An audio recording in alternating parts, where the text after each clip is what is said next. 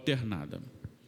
Irmãos, relativamente aos tempos e às épocas, não há necessidade de que eu vos escreva.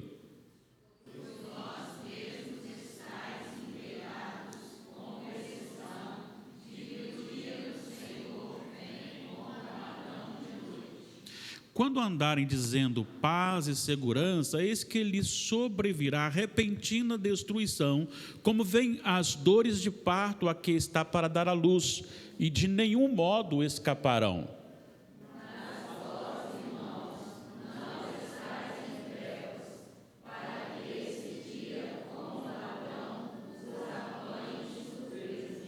Porquanto vós todos sois filhos da luz e filhos do dia, nós não somos da noite, nem das trevas. Assim, pois, não humamos como demais, pelo contrário, vigiemos e sejamos sóbrios. Ora, os que dormem, dormem de noite, e os que se embriagam, é de noite que se embriagam.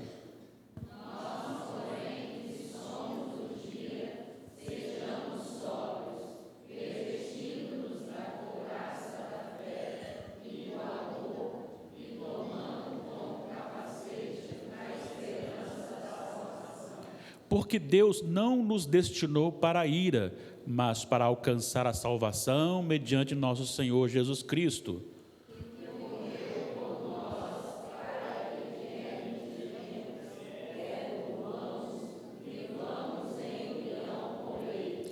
Consolai-vos, pois, uns aos outros e edificai-vos reciprocamente, como também estáis fazendo. Eu vou tomar essa água aqui porque a gente que prega tem que tomar água constantemente. E essa água trazida pelo irmão Jonas, eu tenho que tomar pelo menos a garrafa toda. Quem quiser pregar domingo, eu escalo e providencio pelo menos um meio copo dessa água também, tá bom? Assim será a vinda de Jesus. Assim será a vinda de Jesus. É o nosso tema de hoje. Nós vimos no contexto anterior, então, ao último estudo que tivemos aqui, que foi capítulo 4, 13 a 18, nós vimos que a ressurreição de Jesus ameniza o sofrimento daquele que está em luto, porque ele sabe que aquele que morreu em Cristo ressuscitará como Cristo ressuscitou. Segundo, a ressurreição de Jesus é o fundamento. Porque Jesus ressuscitou, os cristãos ressuscitarão também em corpo glorificado. Os mortos não estão em estado inferior aos vivos no contexto de ressurreição, porque eles ressuscitarão primeiro, quando a volta de Cristo, e depois os que estiverem vivos nesta época serão transformados. Todos juntos seremos arrebatados, juntamente, não apenas com um ou outro. Então, todos seremos arrebatados para encontrarmos com o Senhor nos ares. Foi isso que nós vimos. Hoje nós vamos estudar aqui a respeito da volta de Jesus e suas implicações. Nós veremos as implicações sobre os descrentes e os crentes. Satanás ele é muito astuto e ele gosta muito de polemizar as questões. Eu me lembro de um senhor, eu era ainda muito adolescente, talvez saindo da adolescência, ou melhor, entrando na adolescência. Eu me lembro de um senhor já bem de idade, que era analfabeto, que inclusive era um alcoólatra, alguém digno de compaixão, e ele, que não conhecia nada de nada, começou a falar do nada assim: vocês ficam falando que Jesus voltará, que o mundo vai acabar, desde que eu sou criança eu ouço isso, que vai acabar o quê? Não tem... Então, interessante porque, mesmo com pouco conhecimento, como ele é capaz de atacar o Senhor Jesus, mesmo sendo ele uma pessoa tão afastada de conhecimento. Então, a questão da volta de Jesus realmente tem sido assim, algo discutível principalmente no Brasil. E você tem aí no Brasil pessoas que são capazes de montar lá números e soma com letra do hebraico, e isso aqui vai ser as quantas, vai ser tal dia se assim, vai ser assado. E algumas pessoas já falaram que Jesus voltaria e não voltou. Não, voltou, só que vocês não viram. Ele voltou em espírito, né? Invisível, né? Então, essas coisas vão sempre acontecer, e essa preocupação é muito comum na vida do ser humano.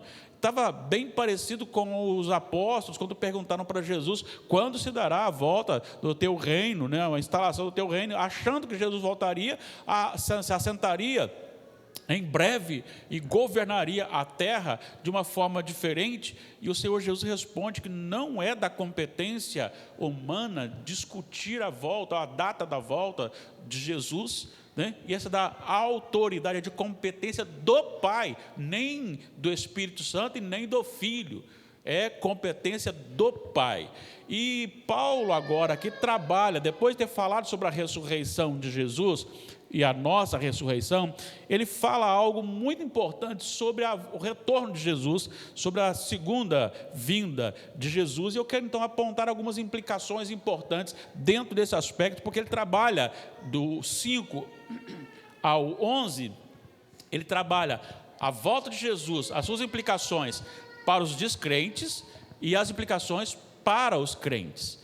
Então vamos primeiro às implicações da vinda de Jesus sobre os descrentes, que vão aí dos versículos 1 a 3, acompanhe comigo por gentileza. Paulo já começa dizendo um elogio à igreja, possivelmente ele já tinha sido tratado esse assunto verbalmente na igreja, quando ele visitou a igreja, ele trabalhando com a igreja, tinha trabalhado isso, mas agora ele faz alguns registros, mas ele inicia dizendo, irmãos, relativamente aos tempos e às épocas, não há necessidade de que eu vos escreva.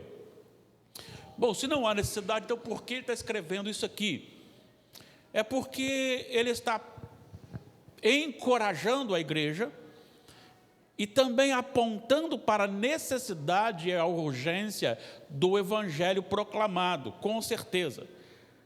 Para todos será repentinamente a vinda de Jesus. Está aqui muito claro, apontando para a chegada do ladrão, mas também lá na parte que fala a respeito dos crentes, também fala vindo repentinamente, de repente, algo inusitado.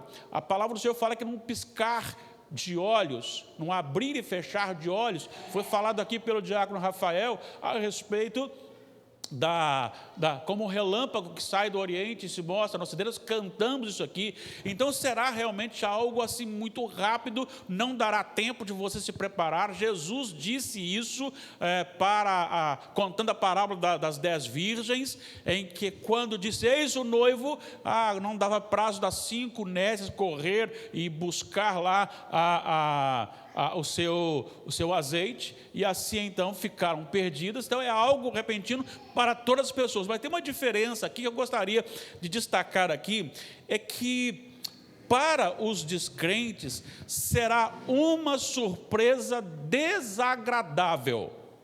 Por que desagradável? Porque olha só o que Paulo usa aqui. Paulo usa o ladrão. Paulo usa a experiência do ladrão. Olha o versículo 2. Pois vós mesmos estáis inteirados com precisão de que o dia do Senhor vem como ladrão de noite. Agora, vamos comigo em João capítulo 10. A ligação, aqui está se tratando do diabo. Ali ele está falando do ladrão que vai à casa, mas olha, a expressão ladrão também é apresentada ao próprio Satanás. João capítulo 10, versículo 10. Vamos ler juntos? O ladrão vem somente para roubar, matar e destruir. Eu vim para que tenham vida e a tenham em abundância. Ele está falando de que ladrão aqui? Ele está falando do ladrão Satanás. Ele está falando de ovelhas, ele está contando uma parábola, mas essa parábola significa o pastor de ovelhas, que é ele, o pastor da igreja, e o ladrão das ovelhas, que é Satanás. Então, o próprio Senhor Jesus, ele associa a questão de Satanás com o ladrão, e ele aponta em Tessalonicenses aqui, voltando para o Tessalonicenses, que o Senhor Jesus virá como ladrão. Então, ele usa esse termo, virá como ladrão, para apontar o momento terrível que será para o descrente. E aí, então, ele vai dizer justamente essa expressão, e quando eles menos esperam, os descrentes serão apanhados de surpresa com grande destruição. Versículo 3, quando andarem dizendo paz e segurança, ou seja, está tudo bem. E isso aqui eu estava meditando na hora que eu estava preparando isso aqui, e o mesmo momento, o mesmo quadro, para o descrente é muito bom, e para o crente não é bom. Para o descrente é bom quando ele vai destruindo aquilo que limita a sua ação, que limita o seu benefício. Por exemplo, o aumento o avanço do buscar quebrar os princípios da Bíblia na sociedade. É muito, muito triste ver como o mundo está caminhando, e aí está entrando também no chamado povo evangélico, em que está moldando o coração de homens para se tornarem fracos na sua missão e empoderando com poderes de liderança que não é para ela as mulheres. Então fica agora uma guerra de sexo em que a mulher diz: nós somos independentes. E o homem está gostando disso porque, ao invés de levantar muito cedo para trabalhar, levanta, a mulher vai trabalhar e ele levanta e vai passear com um cãozinho. É bem mais gostoso isso, né? Pega o cachorrinho, vai passear e deixa a mulher levantar e trabalhar. Pastor, você é contra a mulher trabalhar? Não, não sou contra a mulher trabalhar. Só estou dizendo que os homens estão gostando e estão se tornando fracos. E isso é um avanço na sociedade. Recentemente, quando eu falo recentemente, há alguns meses ou até anos, sei lá, um camarada que estava num programa aí, eu ouvi dizer sobre isso, eu vi reportagem dele sobre isso, ele pediu desculpas, perdão às mulheres por ele ter nascido homem. A cultura deste mundo é demonizar os homens não prestam, tudo é culpa do homem, o homem não presta, e isto está contrário à palavra de Deus. Quando o homem ataca as mulheres, ele também está contrário à palavra de Deus. Então, essa briga entre machismo e feminismo, isso é contrário à palavra de Deus. Cada um tem a sua função. Então, para o mundo está muito bom, para mim não. Porque eu vejo a defesa do aborto, eu vejo a corrupção desenfreada, eu vejo a nossa Suprema Corte soltar bandidos, literalmente bandidos, eles saem na porta da frente como se nada estivesse acontecendo. Eu vejo as autoridades que deveriam legislar para o povo, contra o povo. Isso me causa males, mas para eles é bom. Para eles é bom, regra para eles não é bom. Então, o estado em que deteriora-se princípios cristãos, para eles é bom, para eles é paz, para eles é segurança, para nós não. Então, quando eles estão dizendo a paz e segurança, ou seja, está tudo bem, nós estamos ganhando terreno, nós estamos ganhando campo, eles serão apanhados de surpresa e serão destruídos, é repentina destruição. E ele faz aqui a comparação, outra comparação, para apontar que esse dia será terrível para eles. Primeiro foi o que mesmo? O que caracteriza esse dia terrível para os descrentes? Qual foi a analogia que ele fez? O ladrão. Mas tem uma outra analogia que ele faz aqui. Dores de parto é bom? Então ele está mostrando embora seja um sofrimento que a mulher passa e que ela é depois abençoada com o nascimento do bebê, mas o momento não é bom. E ele também usa esse termo para apontar para os descrentes, e ele diz assim: de modo nenhum escaparão. Escaparão. Eu estava, essa madrugada, eu estava meditando e, sabe, eu não sei, talvez eu esteja muito criança na presença de Deus, talvez eu me encanto com pequenas coisas, né? Talvez para você não é tão importante, mas eu estava meditando, né? Veja bem,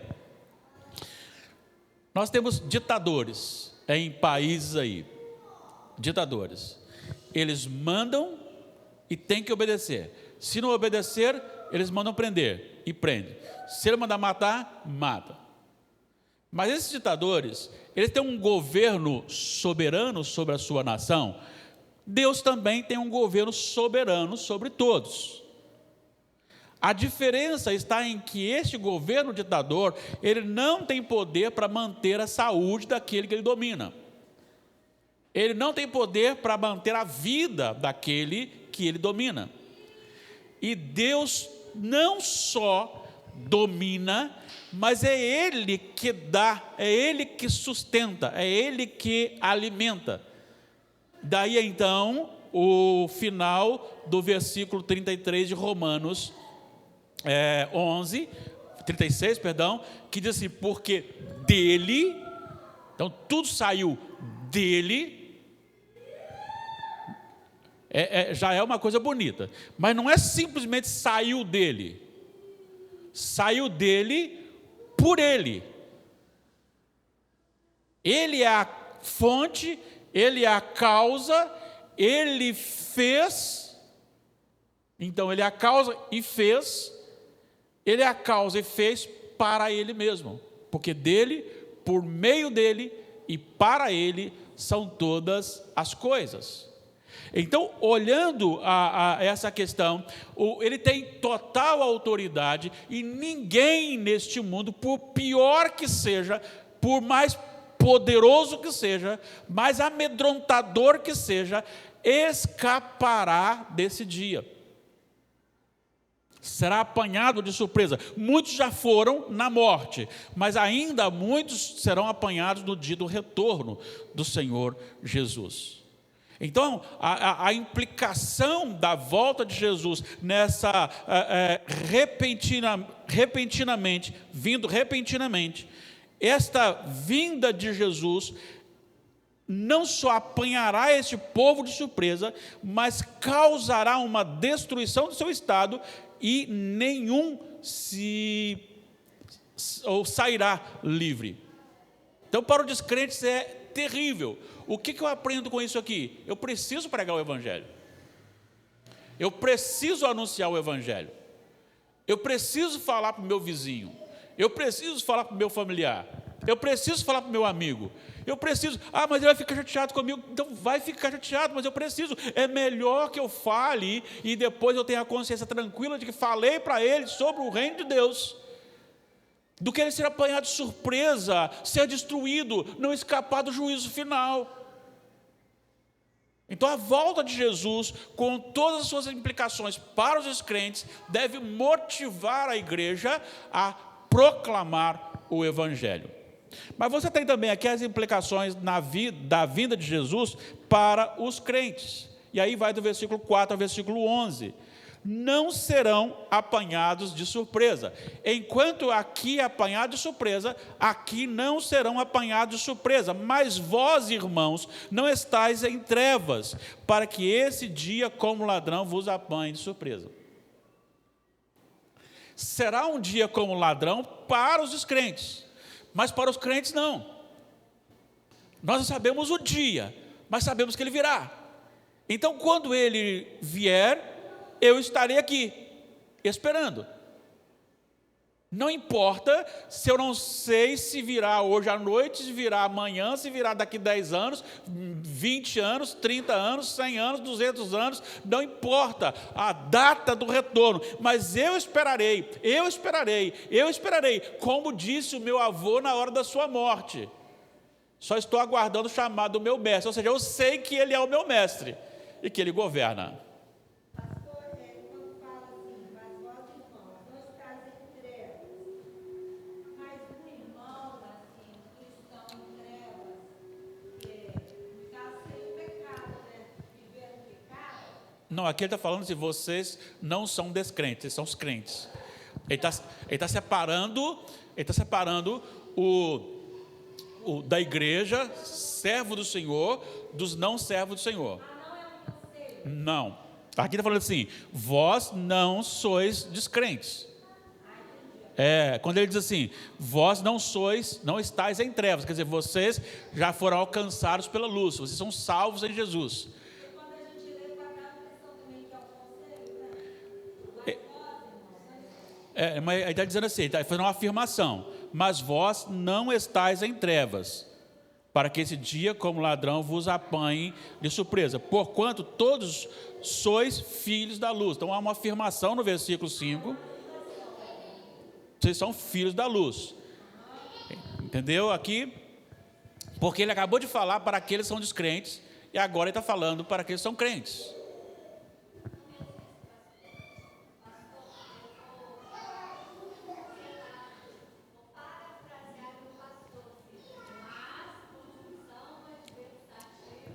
Quem gosta de falar isso, hein?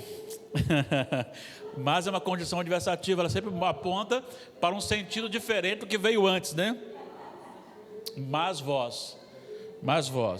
Olha só, o versículo, obrigado, Nina, porque olha só, o versículo 3 termina assim, de nenhum modo escaparão, mas vós escaparão. Escapareis, né? Vocês escaparão, mas vocês escaparão, oi? Não, mas isso aí é bênção, né? Então vamos aqui para algumas coisas importantes, as implicações que estão aqui neste texto para aqueles que são filhos do Senhor. Não serão apanhados de surpresa, por quê? Porque aguardam, sabe, eu sei que ele virá. Olha, quem estava aqui na ordenação se lembra do sermão, e o que eu afirmei ali como aplicação é que a ignorância da glória de Deus me conduz a convicções ou a ações erradas, a reações erradas. Quando eu vejo Deus como Deus eu tenho muita facilidade na hora da tribulação. Eu sou amenizado no momento da adversidade. Vamos fazer uma coisa aqui, fazer uma ilustração prática. Uma ilustração prática. Vamos aqui. Você está com alguém, vou mostrar você. Alguém está com uma suspeita de uma enfermidade. E aí o médico olha aquela enfermidade, examina e diz, isso aqui está um pouco preocupante. Não, está muito preocupante.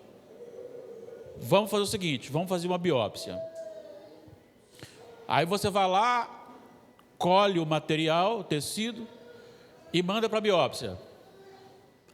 Normalmente a biópsia é de 30 a 40 dias. Podendo sair antes, mas é de 30 a 40 dias. Se você não conhece o Deus soberano, que tudo pode, que tudo governa, que tudo domina, que nada fugirá do seu controle, que tem tudo minuciosamente na sua mão, como você reagirá nesses 40 dias? Se você tem convicção do Deus que você serve, que é Deus santo, que é único, que é poderoso, que nada acontecerá fora do seu controle, que tem poder para mudar todas as coisas, como você esperará? Então, você poderá ser alguém que viverá ansiosamente sofrendo por esses 40 dias para depois receber, você, não, era só um lumbim. Ou você poderá, mesmo com aflição, mesmo com ansiedade, ter esse controle, sofrer menos e chegar e falar, era só um lumbim, não tem nada aqui. Então, quando você conhece a Deus, você tem uma noção diferente das coisas e sabe que não adiantará.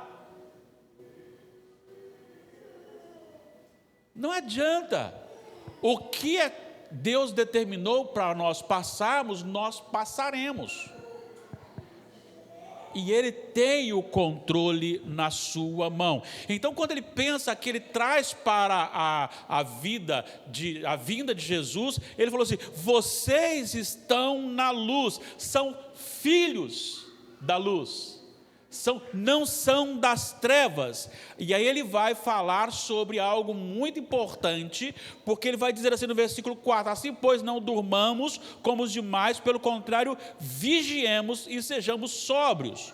Ora, os que dormem, dormem de noite, os que se embriagam, é de noite que se embriagam. Veja bem, ao mesmo tempo que Ele trabalha aqui um domínio soberano de Deus, para descansar nesse domínio soberano de Deus, e Ele vai dizer isso no versículo 9, porque Deus não nos destinou para a ira, mas para alcançar a salvação mediante nosso Senhor Jesus Cristo. Ao mesmo tempo que Ele fala que nós fomos predestinados, não para a ira, mas para a salvação, qual é a ordem dele para nós? Vigiar. Deus não isenta da nossa responsabilidade, e Deus atua com a nossa vontade. Lembra que eu falei do ditador? O ditador, ele obriga e o escravo faz, mas o escravo faz contra a vontade. Você está aqui contra a sua vontade? Se você está aqui contra a sua vontade, então você não é servo do Senhor, não é filho de Deus. Porque tem algo, Deus move o meu coração. É claro que há uma luta às vezes, né?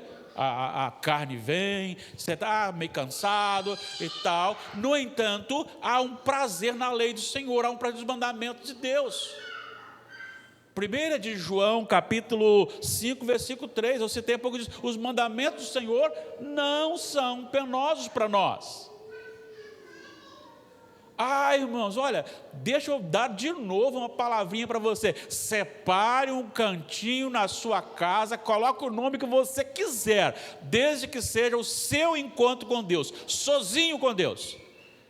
Só 10 minutos, só 15 minutos, ok, faça com 10, faça com 15, mas faça, diariamente, não abra mão.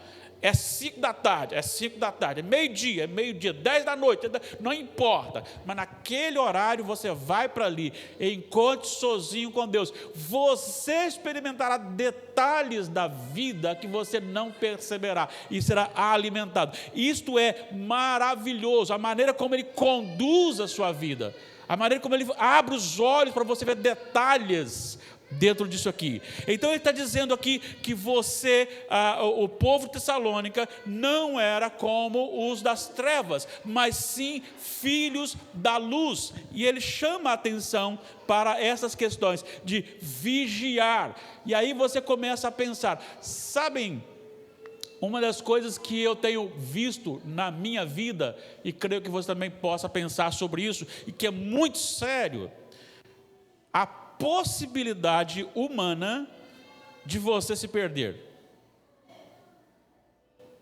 Veja bem, a possibilidade humana de você se perder. Quantas vezes você começou a ler a Bíblia não querendo ler a Bíblia? Quantas vezes você orou não querendo orar? Quantas vezes você foi para a igreja porque você é religioso e teve que ir para a igreja? Senão o reverendo Natanael ia cobrar depois, né, Brenda? Brenda, cadê você? Agora ele é pastor, agora ele pode cobrar. E filho de pastor não pode fazer, tem que ser ali na linha. Quantas vezes a gente começa, e é assim, aí você fala, não estou muito afim hoje, e você vem, e é um momento gostoso, Deus transforma aquilo ali, mas você sabe que é uma luta contra, mas só que tem algo mais forte em você, que você não vem, não é com medo do outro, você não vem, não é com medo de Deus, mas você vem porque você sabe que é o certo a fazer, e aí você começa, aquilo é gostoso da sua vida, aquilo é bom. Então, Deus trabalha a minha vontade, diferentemente do ditador, que a pessoa obedece porque é obrigado a obedecer. E eu obedeço não é porque eu sou obrigado a obedecer, é porque Ele me ensinou que o que Ele manda é bom. Os mandamentos do Senhor são verdadeiros. Os mandamentos do Senhor são agradáveis. E quanto mais você se aproxima do Senhor, melhor fica. Quanto mais se distancia do Senhor, pior fica. Então, vigiar. De que forma que ele fala para vigiar aqui? Tem 3 coisas importantes aqui que ele fala para vigiar. Vamos lá. Ele trabalha no versículo 8, dizendo: nós, porém, que somos do dia, sejamos sóbrios, revestindo-nos de quê? Da couraça da fé, da couraça do amor e o capacete da esperança da salvação. 3 coisas importantes aqui. Primeiro, a questão relacionada à fé.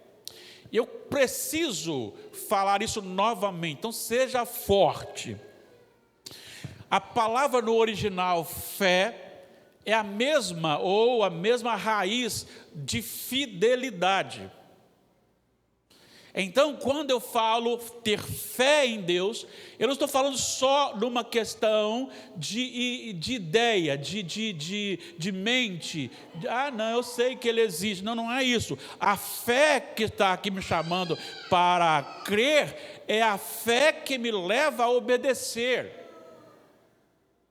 É a convicção de que eu não estou caminhando de forma ignorante. Eu sei para onde eu vou.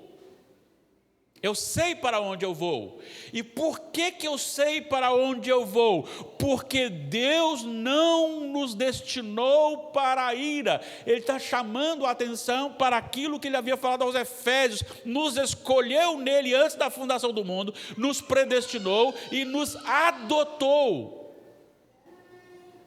Essa visão desse domínio salvador, isto é enriquecedor para o nosso coração. Esta fé me alimenta. Eu não quero ser parecido com este mundo. Eu não quero ser parecido com famosos que estão contra a palavra de Deus. Eu não quero fazer tatuagem porque os jogadores fazem tatuagem. Eu não quero me vestir como artistas se vestem. Eu não quero viver como os ímpios vivem, muito embora isso possa oferecer prazer à carne, porque aquilo que está em meu coração é uma visão muito mais ampla que parte para a eternidade, num corpo incorruptível, após a ressurreição, no retorno de Jesus, muito embora pecador, mas agora redimido em Cristo Jesus, seguro em Cristo Jesus, porque olha só o que ele diz no versículo 9, pela salvação mediante nosso Senhor Jesus Cristo, versículo 10, que morreu por nós, para que quer vigiemos, quer durmamos, vivamos em união com Ele. Ou seja, em Cristo eu sou garantido para o céu. Eu não quero títulos aqui. Se o Senhor der título, faça dele para a glória de Deus. Mas não é isso, não deve ser o meu objetivo. Meu objetivo é justamente a minha caminhada. Eu amo tanto isso, que até alguns termos, né, que eu prefiro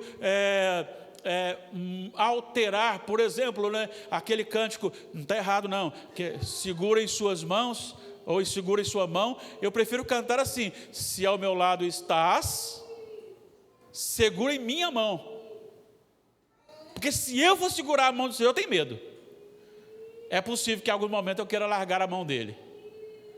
Mas se Ele segura a minha mão, não, de forma alguma Ele me deixará.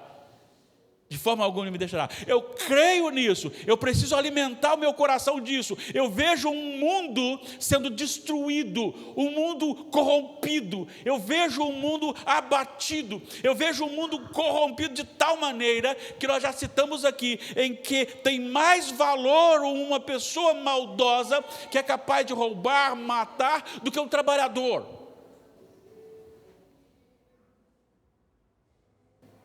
Mas eu não vejo só neste mundo aqui. Eu vejo por cima dele. Gente, eu estava... Vem as visões espirituais, né? Não é visão, revelação não. É revelação na Bíblia, né? Mas eu estava lendo a palavra lá e meditando sobre isso, e de repente o Espírito Santo me fez lembrar, sabe de quem? De Estevão. E eu já preguei isso para vocês, né? Já. Lembra de Estevão?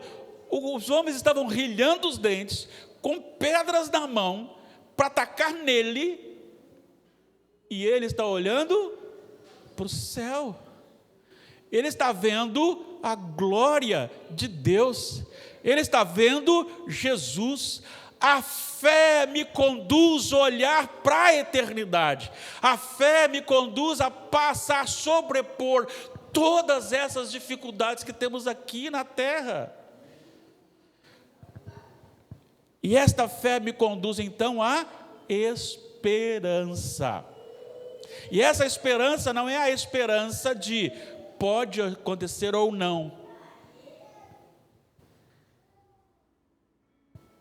Eu sairei daqui a pouquinho, pegarei a minha condução, irei para casa. Como sempre, vou deitar mais cedo, porque eu levanto cedo. E para mim o sono é muito importante. Mas eu não sei se eu chego em casa. Eu tenho esperança de chegar em casa. Mas eu não sei se eu chego em casa.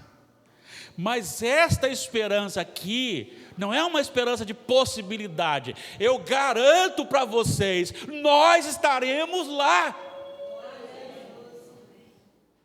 Pode levantar todos os políticos do Brasil, pode levantar todos os políticos do mundo, pode levantar Satanás, pode levantar todos os demônios, mas nós estaremos lá, porque nada nem ninguém poderá nos separar do amor de Deus que está em Cristo Jesus, nosso Senhor. Glória a Deus. Esperança. Esperança. Eu sei que virá. E o amor. Então a fé me conduz ao amor e à esperança, ou a esperança e o amor, e este amor ele é relacional com Deus sobre todas as coisas, e o nosso amor em igual proporção. E o amor em igual proporção conduz-me a considerar o outro melhor em honra do que a mim mesmo. Então ele disse aqui 3 coisas importantes relacionadas a isso: a fé, o amor. Agora, este amor não é o amor do tudo bem, tudo bem, tudo bem. Este amor é aquele amor que chega e fala: olha, se você fizer isso, você vai se machucar. Você ama o seu filho, e o seu filho está ainda bebezinho, como a Lívia está lá no colo do Juninho, e a Lívia quer correr lá e pegar na panela com aquela gordura quente que está fritando o pastel. Fala amém, irmão. Eu passo lá depois. Quando ela vai correndo para lá, ela deseja ver o que está lá dentro. Mas você e a Amanda vão deixar ela ir lá e puxar para ver o que tem? Não vão deixar. Mas para ela quer ver. Amor é aquele que é capaz de ir contra a vontade do amigo a quem se ama, para dizer: se você fizer isso, você estará caminhando para a desgraça. Isto é amor. Amor é estar do lado, caminhando, mas é repreender. Aí você trabalha isso neste momento, e aí você diz aqui, olha só o que ele fala aqui: consolai-vos, pois, uns aos outros, edificai-vos reciprocamente, como também estáis fazendo. E aí, esta é a beleza do encontro aqui. Os meninos escolhem os cânticos, mas quem está escolhendo os cânticos através deles é a iluminação do Espírito Santo. A Denise vem e escolhe os textos aqui, o hino do inário, mas quem está fazendo isso através dela é o Espírito Santo, iluminando para que ela faça isso. Então eu me sento aqui, eu ouço e vai entrando no meu coração. Eu ouço a mensagem da palavra de Deus, entra no meu coração. Eu saí aqui e eu chego para o Marcelo e falei: olha, eu preciso melhorar em muitas coisas da minha vida. Aí ele diz, olha, faça isso que é bom. Aí o outro, faça. Um vai ajudando o outro, um vai abençoando a vida do outro, um vai edificando e consolando. Irmão, não fique agarrado com as coisas daqui. Jesus venceu, Ele domina. Aí você vai animando. Recentemente, eu não sei por que razão, mas alguém disse que eu sou conhecido como um pastor meio radical, não entendi por quê, mas eu sou pela palavra de Deus. Posso até exagerar algumas coisas, né? Mas assim, eu acho que a palavra de Deus ela é senhora da nossa vida, né? Porque o Senhor, que é o dono da palavra, é o nosso Senhor. Eu não vou abrir mão disso. E sei que Deus não deixará essa igreja acabar aqui. Pelo contrário, Ele encherá esse templo aqui e vai mandar pessoas daqui para fora também para continuar pregando em outros lugares que ainda não foi pregado, porque eu sei que a causa é dele, o reino é dele, e eu quero conclamar à igreja fidelidade à palavra de Deus. E eu aproveito para fazer essa exortação. Reanimemos aqueles que estão desanimados. Veja alguém que não tem o hábito de vir aqui para os estudos bíblicos. Comece a ligar para ele, a encontrar com ele, falar com ele, vamos para lá. É o melhor lugar para se encontrar em torno da palavra de Deus. Esse turmamos aqui aqueles que já partiram, está se referindo? Boa pergunta, deixa eu abrir primeiro aqui.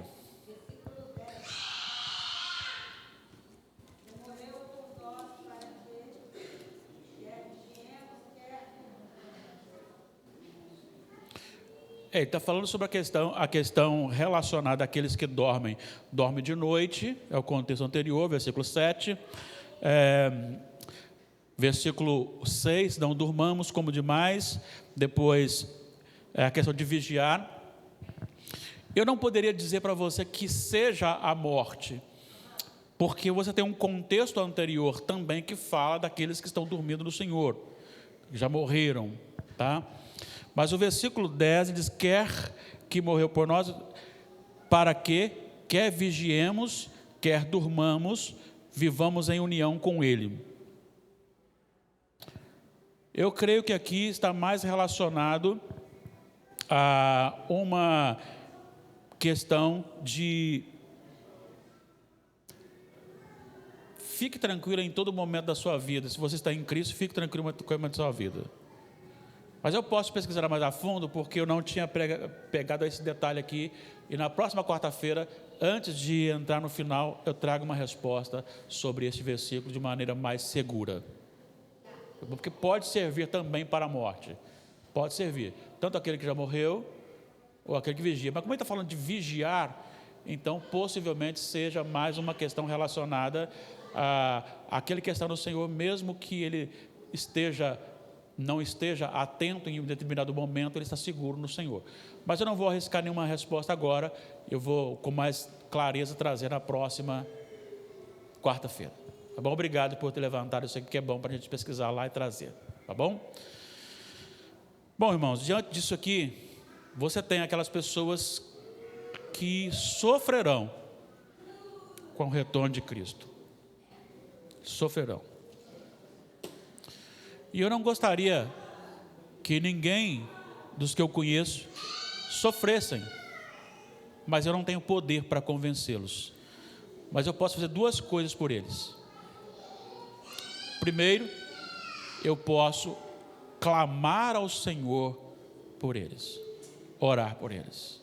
Segundo, eu posso falar com eles. Falar com eles. Isso para os descrentes. E qual a aplicação do texto que nós lemos para os crentes? Exortar um ou outro à vigilância, desenvolver a fé, o amor, a esperança, convictos da nosso pecado já cobrado em Cristo Jesus, e nos edificando mutuamente, nos consolando mutuamente com a nova terra e o novo céu. Que isso seja real conosco, aqui e agora, e com todos os nossos irmãos espalhados pela face da terra. Coloquemos em pé, vamos